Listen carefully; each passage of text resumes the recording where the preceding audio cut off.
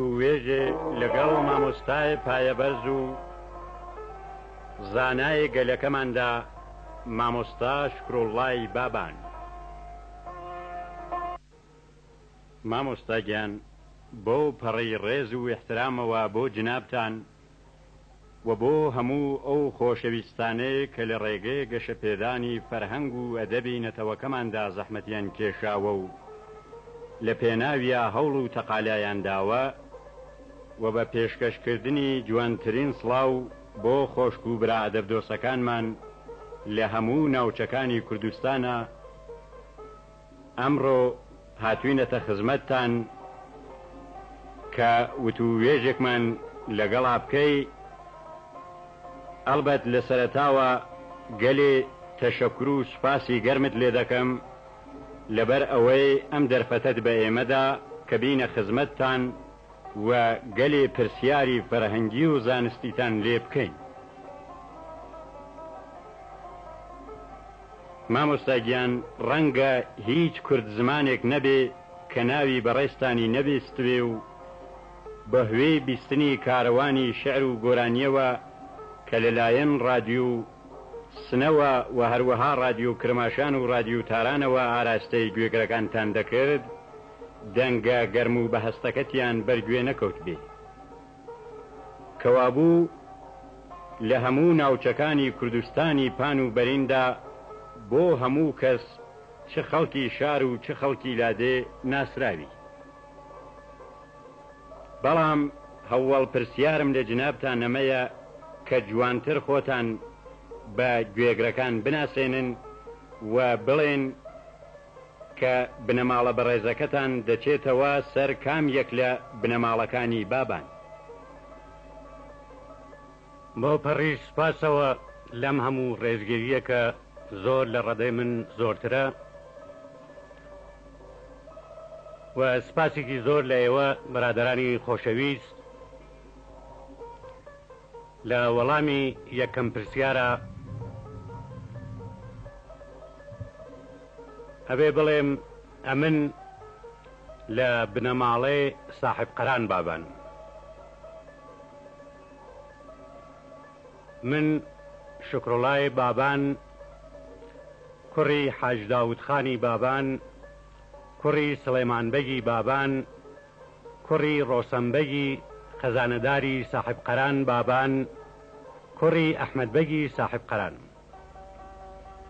ئەحمەدبەگی ساحب قەران بە ناوی ئەحمەدبەگی گەورە ناسراوە کە یەکێ لە 12 سوارەی مەریوان بووە. ئەحمەدبەگ 3 کوڕی بووە. کوڕی گەورەی ڕۆسەمبەگی خەزنەدارە کە باپیرەی منە. کوڕێکی تری محەممەدبەگ ساحب قەرانە، باوکی عەبدوڕەحمانبەگی سالم هۆنەری بەناوبانگ. کوڕێکی تری مەحموودبەگی ساحب قەرانە کە مەحموودبەگ 5 کوڕی بووە. یەکێ لە کوڕەکانی مستەفابەگی ساحب قەرانە، هۆنەری ناودار بە ناوی کوردی. کوڕێکی ئیبراهیمبەگە، باوکی فەتاحبەگ. فەتاحبەگ باوکی ئەحمەدبەگی حەمدی ساحب قەران، هۆنەری بەناوبانگە. کوڕێکی تری ئەمینبەگ، سەلەقی بابانەکانی تورکیەیە. کوڕێکی تری حەمیدبەگی، باوکی قادربەگە کە قادربەگ باوکی عادلەخان خانمی وەسمان پاشایە. خانمی وەسمان پاشاش دایکی تایربەگی جاف و ئەحمەد موختار جاف، دوو هۆنەری ناودار و بەناوبانگی کوردن. کەوابوو هەم عەبدوڕەحمانبەگی سالم، هەم حەمدیبەگی ساحب قەران، هەم مستەفابەگی کوردی، هەم تایربەگی جاف، هەم ئەحمەد موختار جاف ئەبنە ئامۆزای باوکم و ئامۆزازای خۆم و یا ئەحمەد تایربەگ و ئەحمەد موختار ئەبنە پورزای باوکم و هەموو لە یەک بنەماڵین.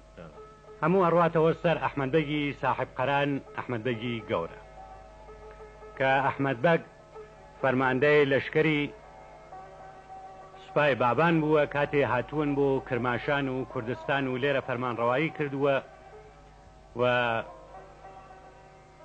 لە تەنیشتی باشگای ئەفسەرانی ئێستاکەدا مەدانێکی گەورە هەیە بە ناوی فردەوسی ئەوێ دروست کردووە و ئەو قەڵاو بۆرجێ داناو.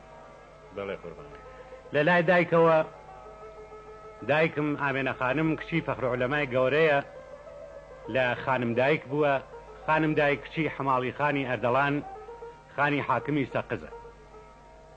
کەوابوو ئەتوانم بڵێم لە هەردوو لا ئەمن تێغی دەبانم لە بابان لە لای دایک ئەردەڵانم. باوەکو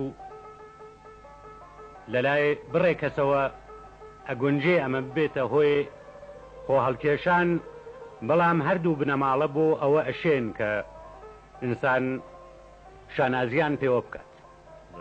سپاسەکەم. لە سنوور لادان لە هۆنراوەکانی مامۆستا کاردۆخی.